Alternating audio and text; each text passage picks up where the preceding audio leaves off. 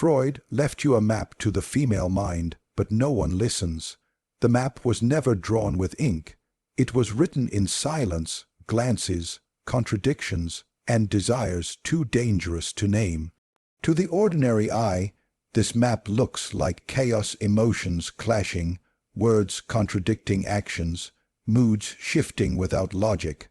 But to the one who studies power, who listens not to what is said, but to what is avoided, there lies a structure, an order beneath the disorder. The unseen governs the visible, the unconscious governs the spoken word, and the one who sees what others dismiss as noise becomes the quiet architect of understanding.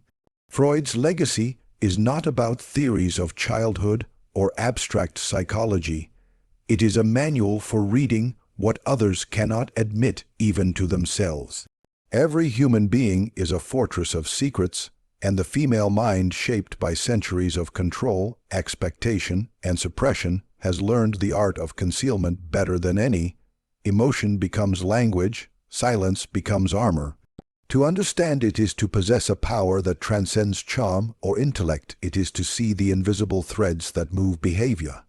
The unseen is not mystical, it is strategic. Consider how influence truly works. It is never the loudest voice that commands the room, but the quiet one that directs its current. The unseen currents of emotion and desire decide the course of every conversation, every alliance, every attraction. To see these undercurrents is to hold the advantage before words are even spoken. Freud mapped these layers: the conscious, the preconscious, the unconscious, not to moralize them, but to expose the machinery behind human nature. Those who ignore this machinery remain puppets of their impulses, while those who grasp it become their engineers. In the female psyche, the unseen power is especially potent because society has demanded it be hidden. For centuries, women have been trained to restrain open expression, to package intellect behind politeness, to bury anger beneath smiles, to wrap ambition in tenderness. This suppression does not erase power, it concentrates it. What is restrained becomes more refined. Like pressure beneath the earth creating a diamond, hidden emotion creates strategic control. Those who learn to read this pressure, to sense what is withheld, hold a kind of insight that can disarm illusion. Freud's map points to the reality that desire and fear often share the same path. The unseen forces within the female mind are not contradictions, but balances: the yearning for safety coexisting with the attraction to danger, the wish to nurture coexisting with the hunger to conquer. Every desire carries its shadow, every emotion its secret twin. Those who can trace both sides of the equation do not get lost in appearances. They do not confuse affection with weakness or confidence with dominance.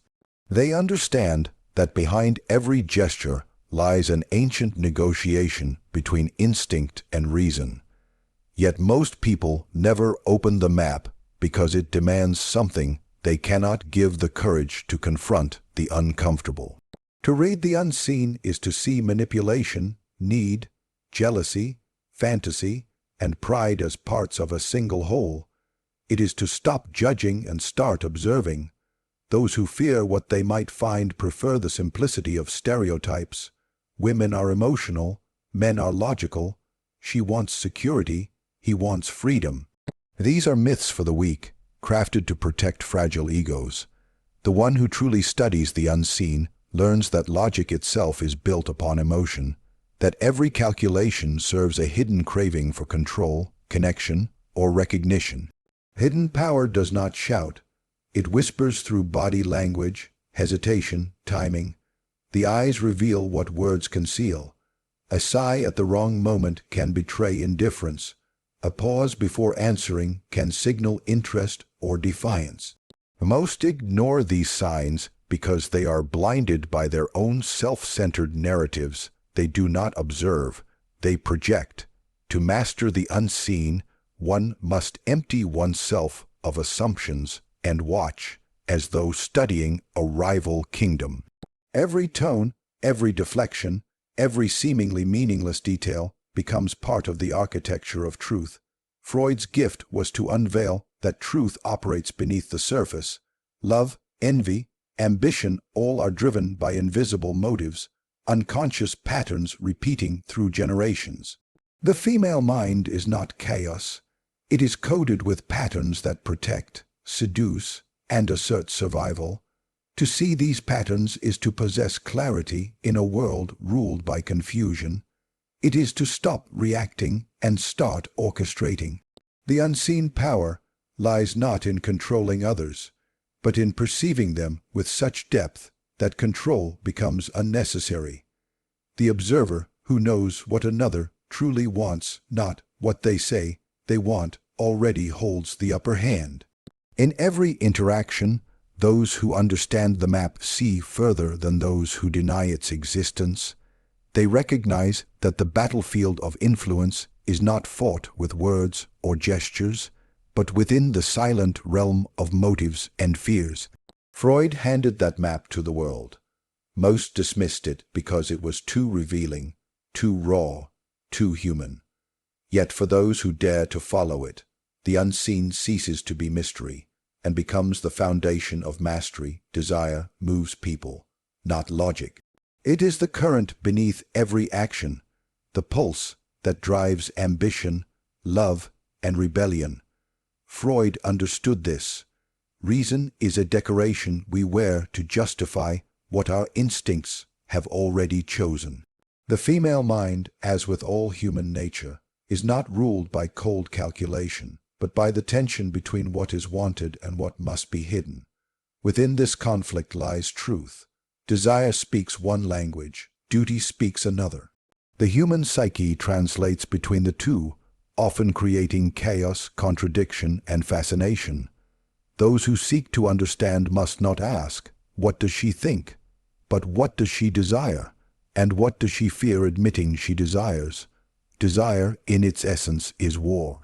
It is not a harmonious feeling, but a negotiation between attraction and restraint, pleasure and guilt, power and surrender.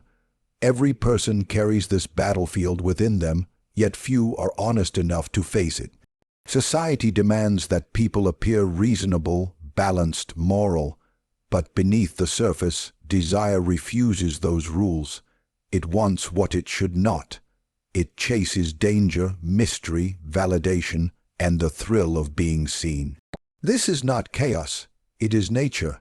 The human mind was built to crave, to seek tension, to find meaning in the dance between fulfillment and denial. The stronger the restraint, the more potent the craving becomes. In the female psyche, this tension takes on a refined form. History has taught women to express desire indirectly, through symbols, gestures, and suggestion. Direct desire was punished, so it evolved into art, subtle, strategic, layered. To mistake this for passivity is to misunderstand the nature of power. Suppressed desire does not die, it becomes intelligent. It learns to disguise itself as virtue, to mask ambition with empathy, to cloak dominance in delicacy. Those who only read the surface see contradiction. Those who understand the conflict see mastery. Desire resists logic because logic seeks to end conflict, and desire feeds on it. The more one tries to reason it away, the more it deepens. Consider how attraction works.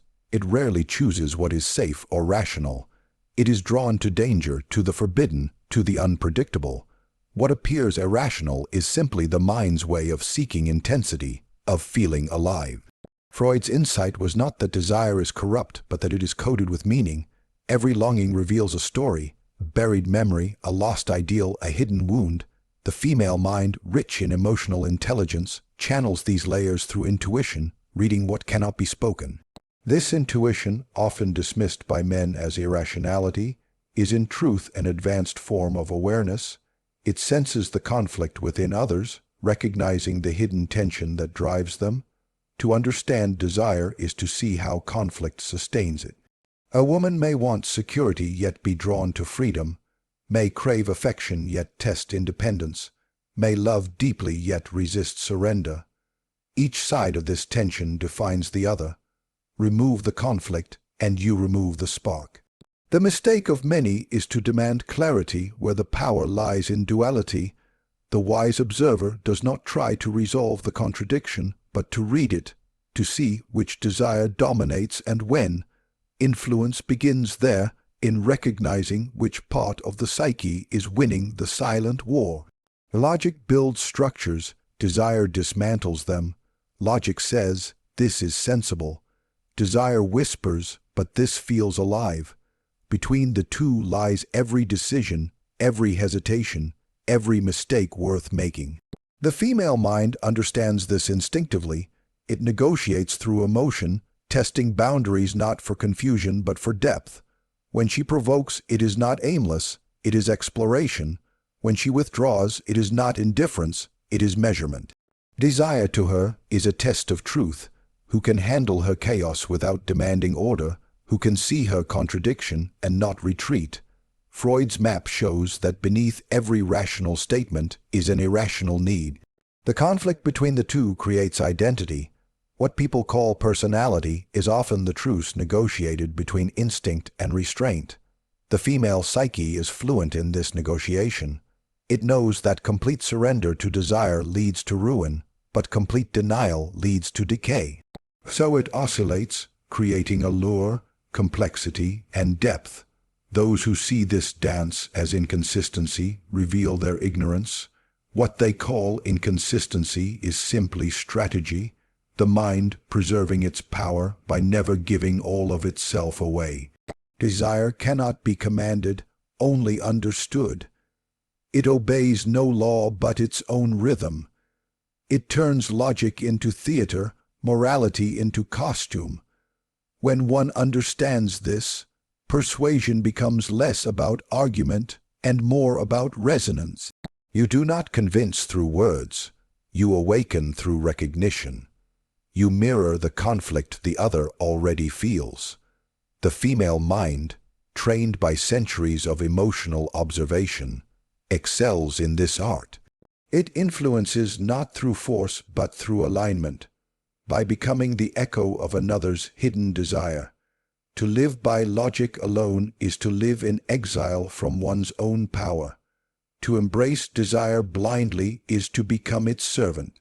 The mastery lies in awareness, seeing the conflict without needing to resolve it, navigating it without being consumed by it. The map Freud left is not a set of answers but a mirror of paradoxes. Desire does not seek peace. It seeks meaning. The female mind, aware of this truth, moves through the world like a strategist disguised as a dreamer, driven by a war she never fully ends because it is the very source of her strength. The human mind hungers for truth, but trembles at the thought of seeing it. Freud handed humanity a mirror, and most turned away. The map he left, a map of instincts, repressions, and hidden motives, was not a comforting guide. It did not flatter the ego, nor did it protect illusion.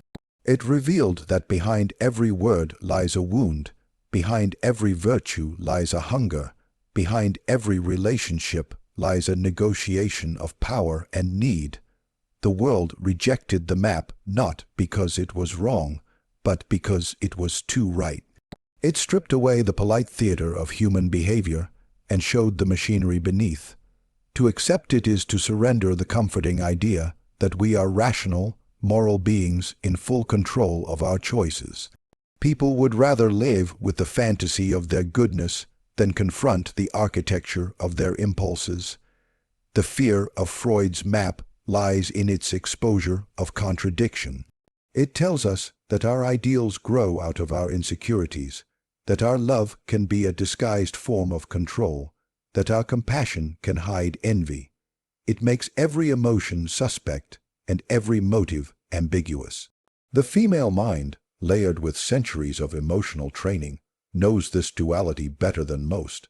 It senses the gulf between what is said and what is meant, between what is desired and what is displayed. Yet even this awareness becomes burdensome. To see too much is to live in constant negotiation with one's own awareness. It is easier to pretend that emotion is pure, that attraction is innocent, that affection has no agenda. Ignorance becomes comfort. Awareness becomes exile. Most ignore the map because it reveals how deeply we are shaped by forces beyond our control. The unconscious is not a gentle guide, but a tyrant wearing the mask of desire. It pulls strings while we speak of free will. It dictates patterns, obsessions, fears, and fascinations. To acknowledge this is to admit that freedom is smaller than we imagine. The illusion of autonomy sustains the ego. Without it, the self feels naked, exposed, mechanical. So people bury the map beneath layers of distraction, morality, religion, social rules, anything that makes them feel authored rather than operated. But the mind remains what it is, a kingdom ruled by instincts pretending to be principles. The female psyche, long accustomed to being analyzed rather than understood, holds a special relationship with this hidden knowledge. Society has dissected her emotions while ignoring their origin. She has been told what she feels, what she should feel, what she must suppress. In this way, she has learned to hide even from herself. When Freud traced the roots of repression and desire, he exposed that the repression forced upon women was not just moral, but existential. To live within the boundaries of expectation, she had to build an inner labyrinth, a place where truth could exist in secret. To acknowledge that map is to risk collapsing the system that kept her socially acceptable, desirable, contained. She fears it not because she is weak, but because she understands that truth can dismantle the very identity she was taught to perform. Fear of the map is also fear of power. To understand the unconscious is to gain leverage over oneself and others. But such power demands detachment, the ability to observe one's own motives without flinching. Most cannot bear that kind of honesty. They prefer moral clarity over psychological truth because it feels safer to call something right or wrong than to admit it was driven by need or insecurity. The moment one studies the mind as Freud intended, the ground of certainty dissolves. No gesture remains innocent. Every confession becomes layered. Every act of love can also be an act of conquest. The simplicity of life evaporates, replaced by complexity that demands constant awareness. Ignorance, therefore, is not an accident, but a defense mechanism. It protects the fragile balance of identity. It shields people from the discomfort of knowing that their noblest moments may have selfish roots. To read the map is to see manipulation in kindness, performance in empathy, and self-interest in generosity. This revelation does not destroy morality, it redefines it. But to most, such redefinition feels like corruption.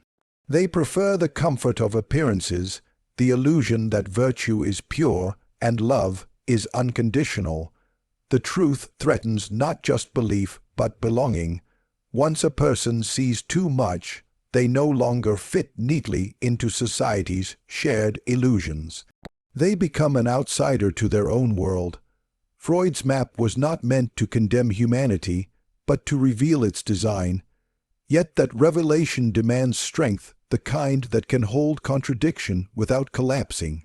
The female mind, shaped by centuries of dual expectations, carries this strength silently. She knows that to survive in a world of surfaces, she must hide her depth. The danger lies not in ignorance, but in half-awareness, knowing enough to sense the truth, but not enough to master it. That halfway knowledge breeds anxiety, resentment, confusion. It is easier to close the map and live as though emotion is simple, as though attraction can be explained, as though human connection is pure and uncomplicated. Most people reject the map because it dismantles the illusions that give their lives shape. To know that the unconscious governs behavior is to realize that the social order is a performance, a delicate arrangement of repression, desire, and control. Power depends on people believing in the mask, in the idea that emotion follows reason. The moment they learn otherwise, the stage collapses. the world prefers ignorance because ignorance keeps it running smoothly. Understanding brings disruption, and disruption threatens those who benefit from stability.